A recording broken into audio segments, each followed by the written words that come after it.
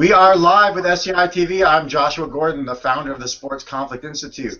Today I am joined by Paul Greene of Global Sports Advocates. Paul, welcome. Thanks for having me, Josh.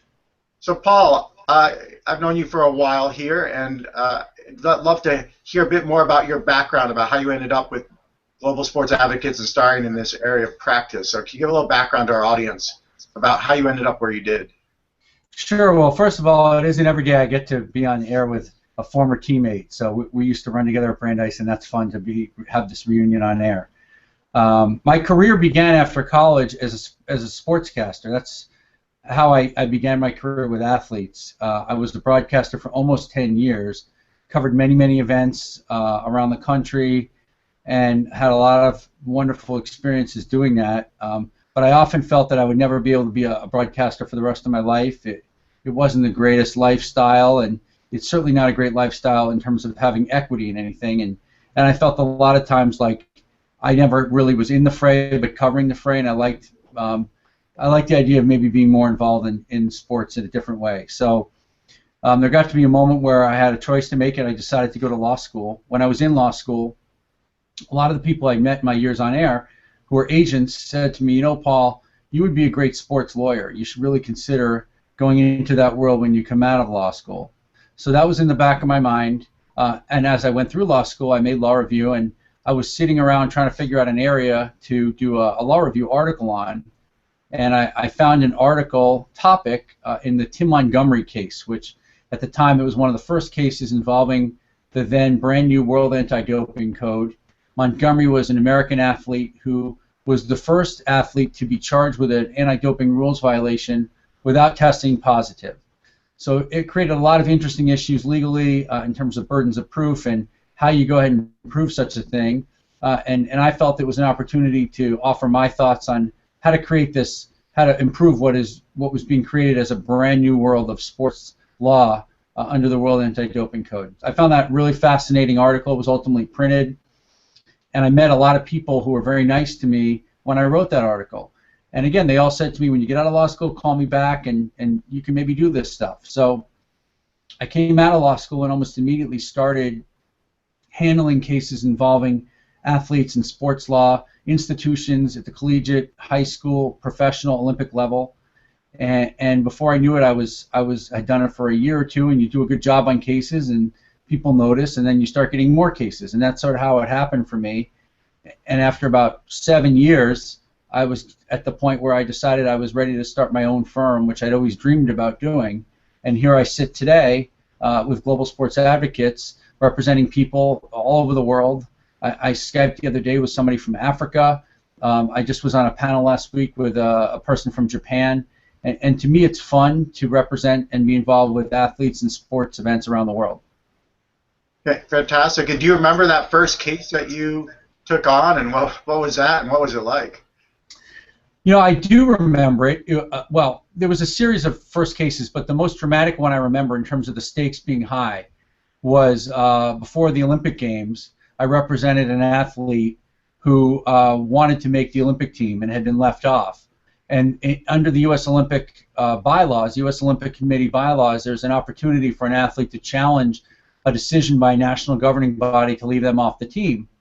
And the stakes were so high for that athlete, it was just one of the most meaningful cases I've ever been involved with, knowing how hard they'd worked to be on that team. And I really do believe to this day that she deserved to make it. Unfortunately, it's a difficult burden for an athlete to bear in those cases, and we lost.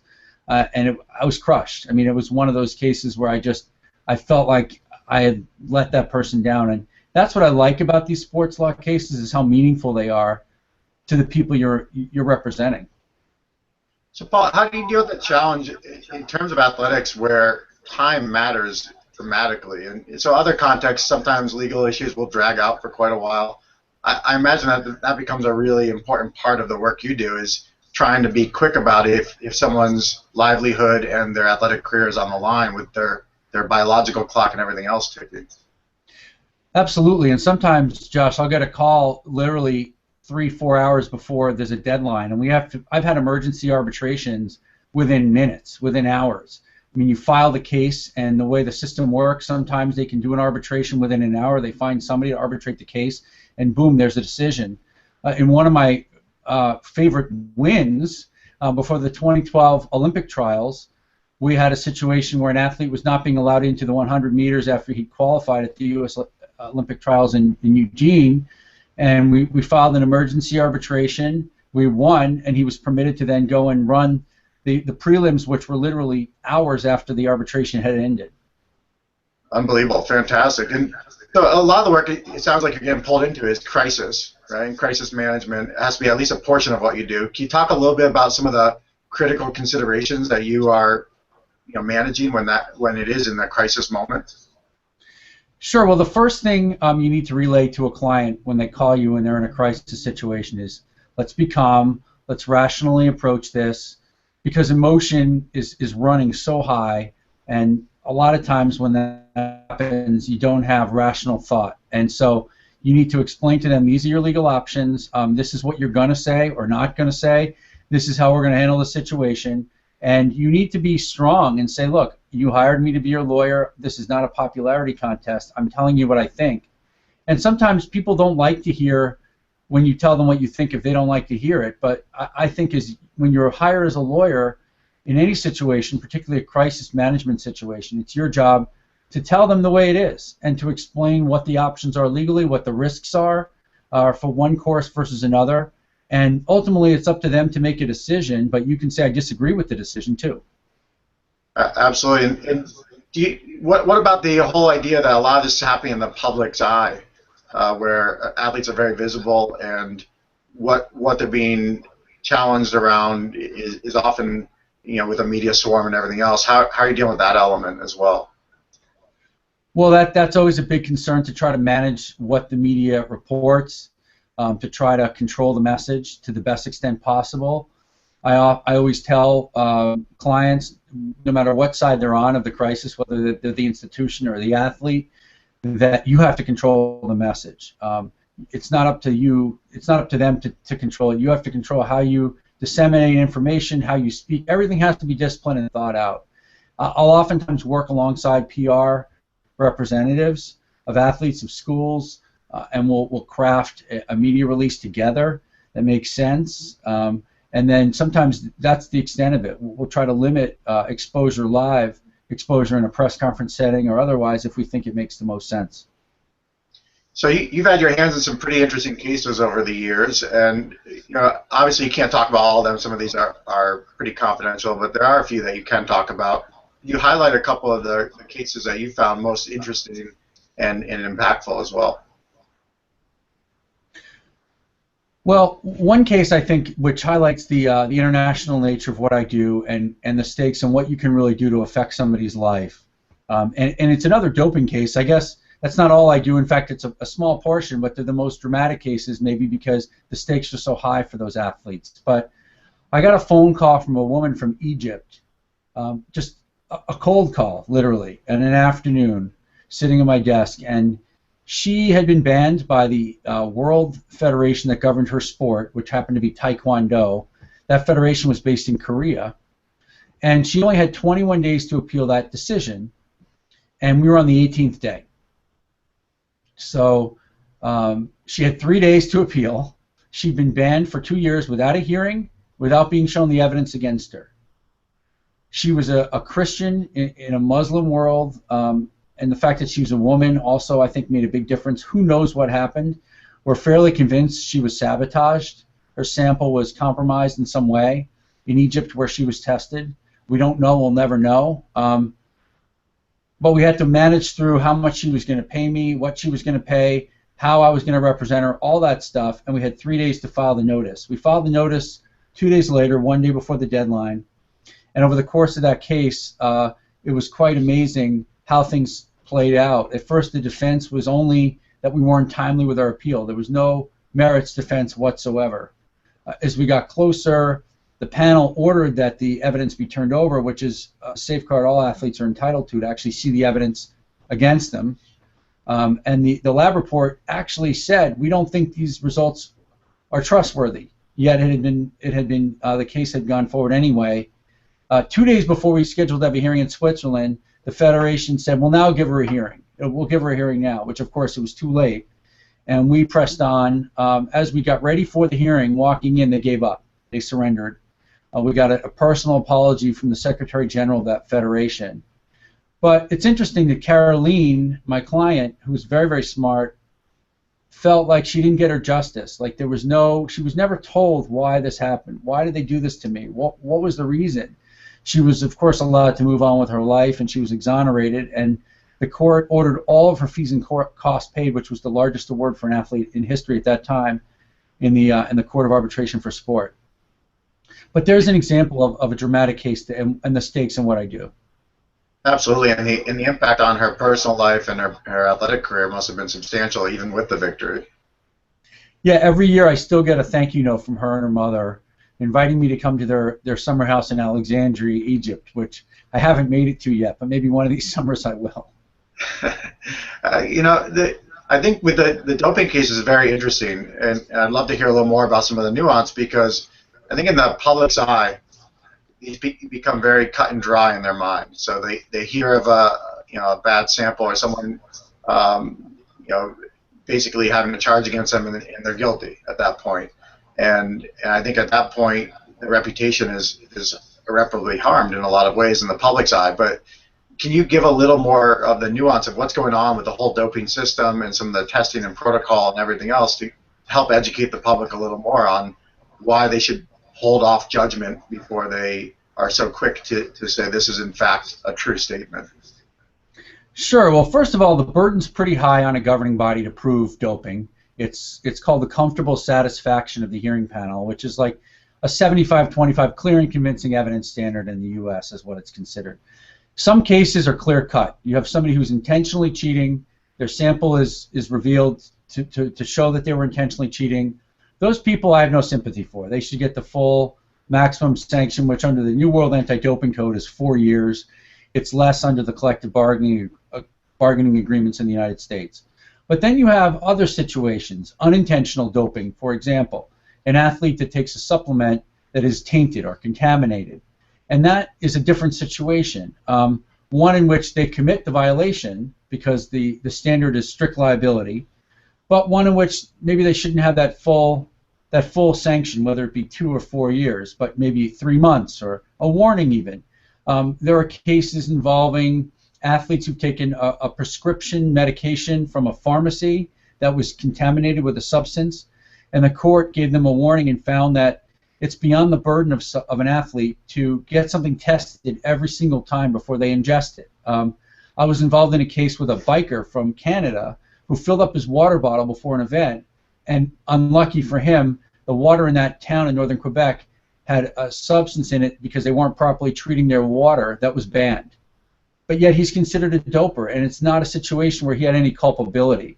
And I think most people assume that every athlete who tests positive has culpability when that isn't the case. Also, with these non-analytical cases or cases where there's no positive test, there's something now called the Athlete Biological Passport, which is a way to measure blood markers. There's a case pending right now before the Supreme Court of Sports, Court of Arbitration for Sport, involving a cyclist from Czech Republic. And his blood markers could have shown doping or maybe some other explanation. His doctor said he has a thyroid condition and his medication is what's causing these irregularities in his blood profile, not doping. And so you've got different explanations as to what happened, and the first panel in Czech Republic believed that, and he was exonerated. And although that case is on appeal now, it shows the intricacies of these situations. Yeah, I think a lot of times folks focus on the polarizing figures like Alex Rodriguez or Lance Armstrong, who have taken such extreme measures to use performance-enhancing drugs as part of their protocol, and everyone gets lumped into that whole bucket. But a lot of what you're saying is there's so much nuance in what's actually happening out there that gets lost in the public's eye, and that in fact there's a lot of things that you'd have a lot of empathy for if you knew more about the subtlety. Yeah, even so with the guys who are Armstrong's teammates, if you read Tyler Hamilton's book or any of the reports that came out, those guys were faced with a Hobson's choice. And I'm not exonerating them or saying that what they did was excusable, but they're young guys and they were told you're taking this or you're not on the team and your career is over. And that's a difficult situation for somebody to make who dreamed in the purest sense of being a professional athlete in a sport. And then when you finally make it and get to the apex of your sport, you're told you have to dope or your career is over.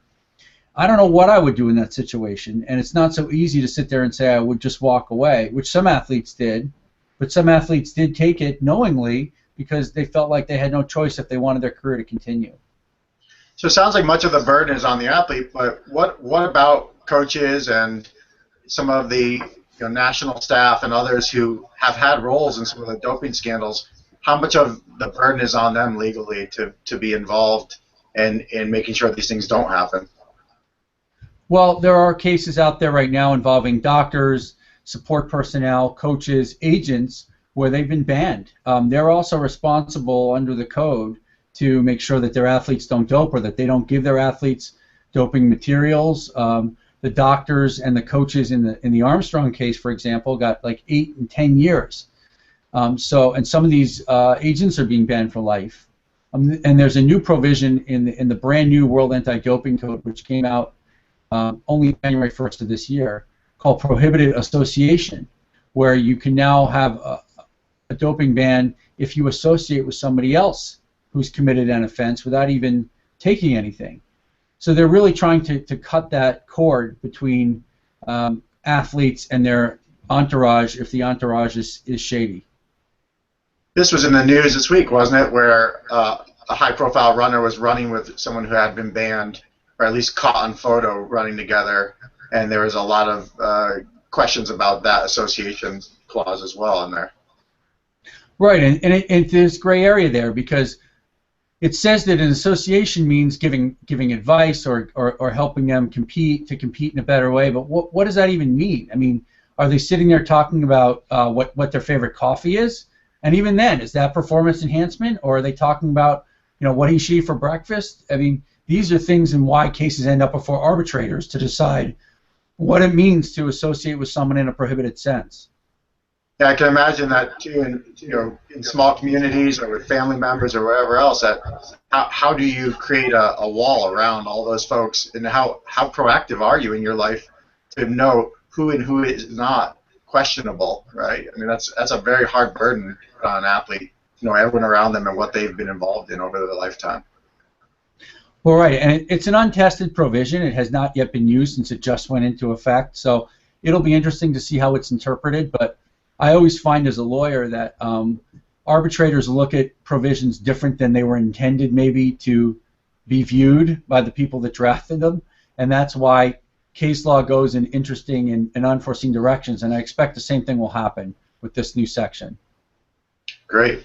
So certainly doping can just keep you busy. What else? Let's hear a little bit more about what daily life is like for you and what some of the variety of calls that you get involved in and are spending your time doing, because I think it helps exemplify the breadth of work that you do too.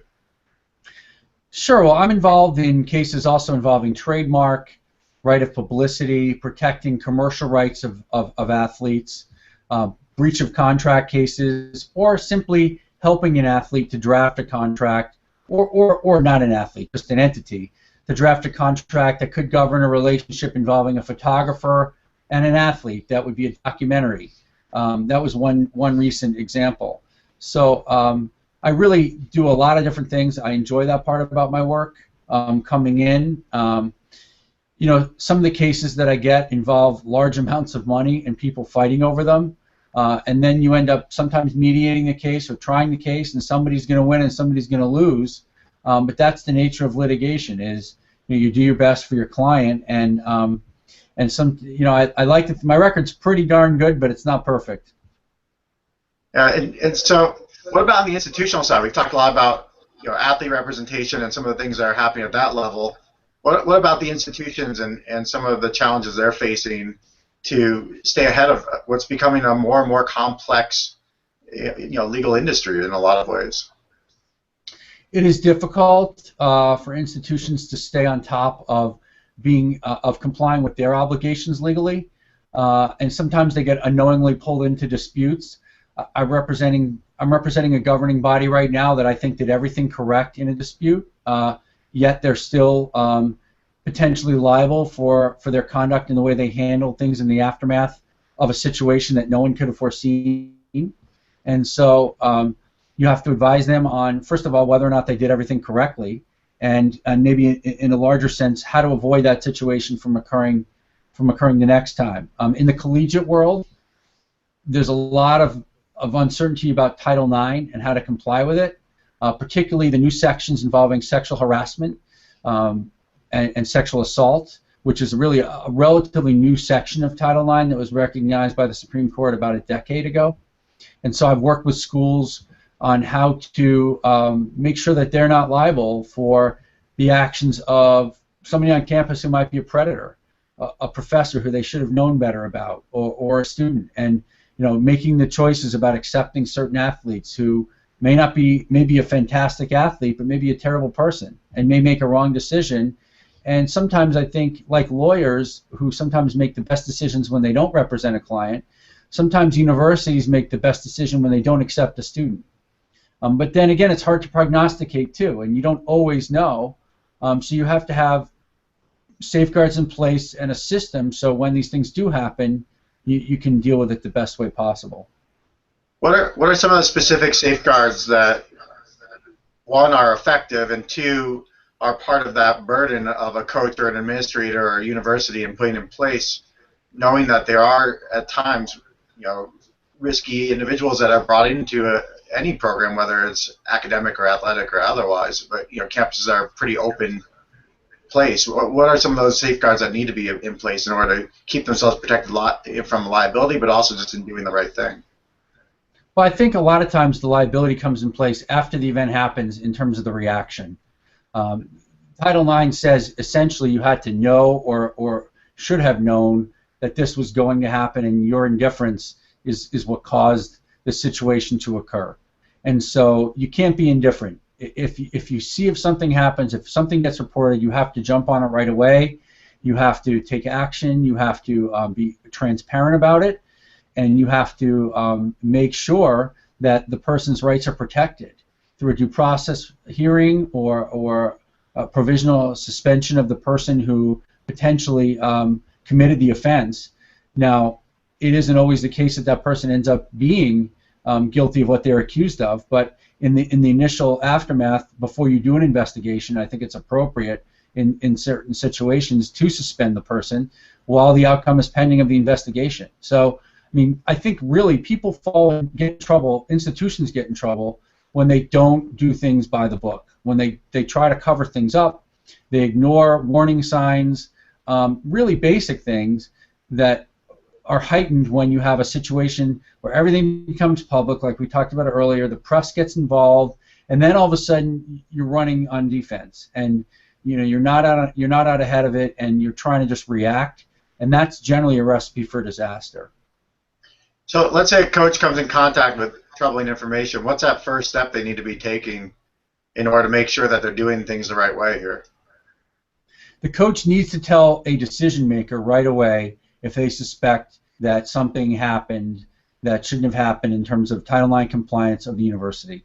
A sexual assault, a touching, anything that was not consensual. If somebody files that complaint, you need to immediately report that to somebody with actual knowledge who's a decision maker who can then do something about it. Then you have to have a meeting and explain to that person what their rights are, and both sides, and the victim as well. And like I said, if you think it's appropriate to suspend that athlete or person, whoever it is, pending the outcome of the investigation. And it isn't really just athletes. Title IX applies to all students in a broader sense than just athletics. And so people sometimes don't understand that. And it also extends to high schools, by the way. And high schools sometimes are the worst in terms of the way they handle things. Unsophisticated people involved, and they end up with massive liability down the road 2-3 years later because they were completely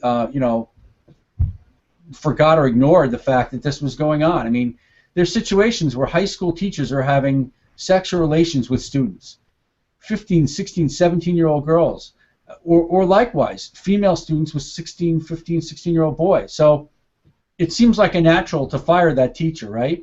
But you'd be amazed how many times the teacher doesn't get fired. The rumor and innuendo is ignored. they're continued to permit to teach and be around young students every day until the next time it happens, because they're emboldened. And you know, a situation where a teacher then invites the 16-year-old about to be in their class to their boat for some wine and some marijuana, a case I had, it's just unthinkable. How could the school allow that to happen? But yet they did. So the school has to be immune to the good old boy system, do things correctly, involve legal counsel, and handle things in a rational, smart way. Are there certain risk factors that if you look at an organization, you know that they're at a greater risk of handling these things poorly, whether they're, you know, a certain level of involvement from high-profile donors or alumni, or, you know, certain traditions in a school? Are there certain things you look for where if you're brought into an organization, you would at least red flag it that this is a school not prepared to handle a situation when it arises? I think the schools that are getting it right now in the aftermath are ones that are handling it with outside people that are unconnected to the school, because they don't care so much about affecting or hurting somebody's feelings or their standing in the community or anything like that. And that's the people you need making the decisions, because it's easy to sweep something under the rug with somebody that you know since you're 11 years old. And those are the situations where people sometimes have loyalty to friends or situations that, believe it or not, get them in trouble, you know? Yeah, from my perspective, coming from a conflict management background, I think a lot about some of the structures in place of how you create protections for whistleblowers or other folks who have concern, and that, especially in an athletic environment, it's a very hard burden to have on athletes that they're going to just come forward to coaches and athletic directors and other folks who control a lot of their future in a lot of ways. And so have you thought about other safe places for institutions to help create and make sure that, you know, obviously there are hotlines and things like that, but what else are there for tools to help make sure that these things do come forward and that the schools are able to take a proactive approach? Well, one of the things you mentioned to me that I thought was a great idea on one recent conversation is an ombudsman within an organization who can have a confidentiality provision and be a safe haven for people to come and speak to about these issues without fear of reprisal in any way.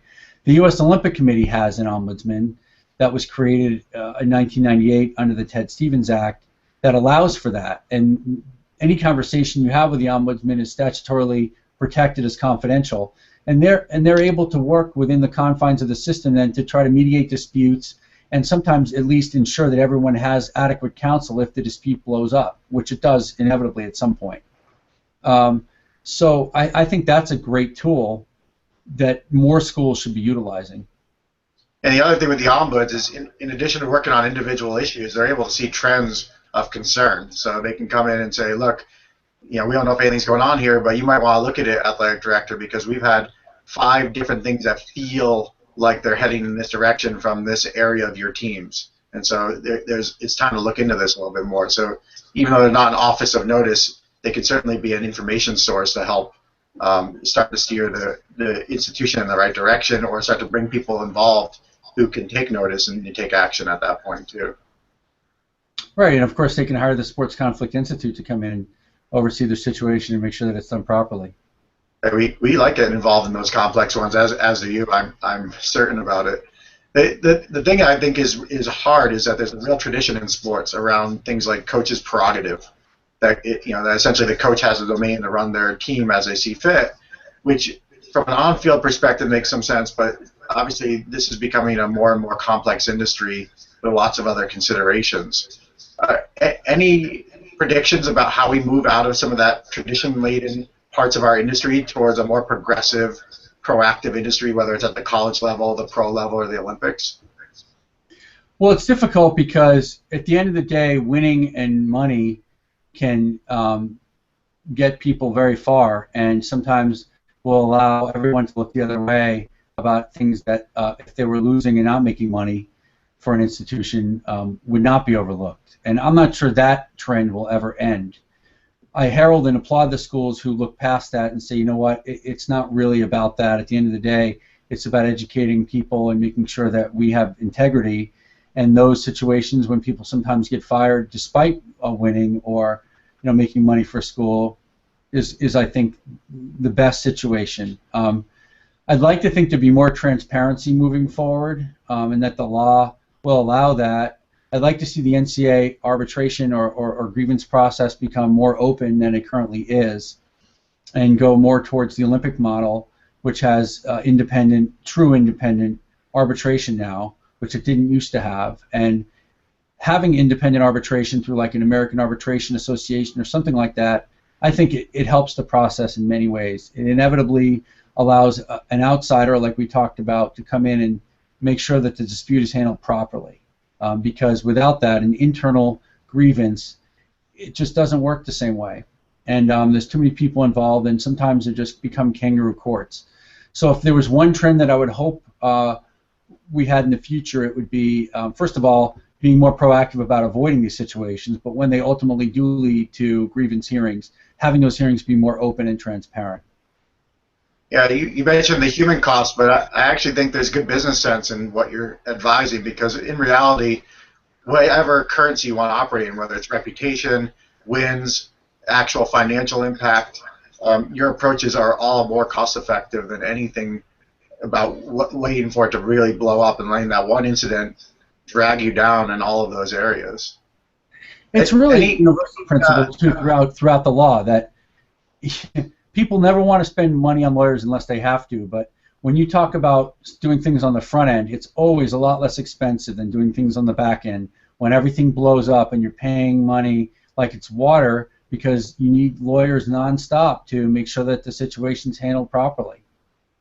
Yeah, I have a cynical side to me when I see how much the budgets open up in the time of crisis, and you just wish that budget was there during the time of proactive involvement, because it's so critical that if folks were to bring you in to proactively look at their Title IX or look at the way they're handling any of these issues, then you can imagine that investment is fairly short compared to preventing just one issue. Right? If you prevented one issue, it would pay for itself 5 times over, if not more. And yet, there's an inevitability that there will be challenges if you don't do that. There's no question, but people look at legal fees on a spreadsheet as a liability, not as something that could be a proactive, almost profit center in the sense of the amount of money you save in the long run, and also the reputational harm you save, etc. Yeah, couldn't agree more. Any final thoughts as we wrap our conversation here today? Well, sports law is a fascinating area of the law. It evokes a lot of interest because sports is something that everybody wants to touch and be involved with at any level around the world. But what I find most interesting is how universal sports law is as compared to many other areas. I think the Court of Arbitration for Sport is a model that we all can use as a way where international law has been implemented. And if you're an African athlete or an Asian athlete or South American, North American, wherever, you all have the same safeguards now under the World Anti-Doping Code, and they all can appeal to the same International Supreme Court for Sport. And that's a unique thing in the world that has been unsuccessfully attempted to be implemented with commercial law, trademark law, etc. So I think it's a forever growing area and really one that's very fascinating. And Paul, you're a thought leader in this space, and you travel around quite a bit talking at conferences and everywhere else. For those who can't fly with you to London and wherever else you might be sharing some of those stories, how can they follow you, whether it's Twitter or your website? What are the ways they can continue to learn from your work? Thanks for the plug, Josh. So my Twitter handle is @GreeneSportsLaw, and there's an E in Greene, Greene, Sports Law. And my website is globalsportsadvocates.com, which we update pretty regularly as well with news and commentary and that sort of thing. Great. Well, thank you so much. I appreciate the work you do, and it's great talking with you as always. Thank you, Josh. Take care.